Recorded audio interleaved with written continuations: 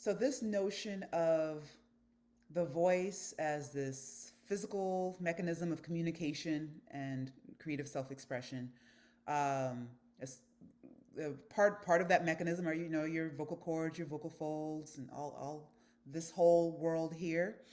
I always like to emphasize that your voice doesn't end here. Your voice is everything that makes you you, your voice in the world. And I like to emphasize that because this retreat, it's not specifically designed for someone who wants to better their technique in order to go audition and go, this is not that retreat. Those people are welcome to come, but that's not the focal point. This is more so a retreat in which you're using the voice as a vessel for your own well-being. So how you use your voice creatively, how you use your voice to communicate, areas in your life where your voice has felt shut down, like using this modality of vocal play to find your way back to that lightness of being that allows you to say the things out in your everyday life that might have seemed difficult before, like asking for that promotion or that raise, or advocating for yourself or advocating for a loved one, having that difficult conversation that you've been avoiding. um, and while it's not necessarily a direct linear path, like, oh, you're going to go to this 3-day retreat and suddenly you're going to be this fully self-expressed being out in the world. But what you will get is opportunities to practice embodying that space within yourself and familiarizing yourself with the power of your own voice with a greater depth, um, than what you might have been accustomed to in your everyday life. So it really is about using the voice in this playful context where it's really about energy work.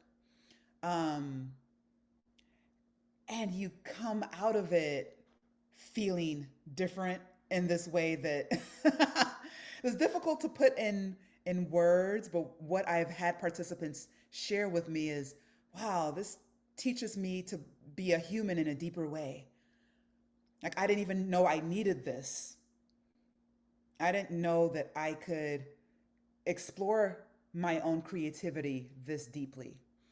Um, I I always had this story in my head that my voice didn't sound great. My older cousin was the singer in the family, so that person did all the solos and da da da da da.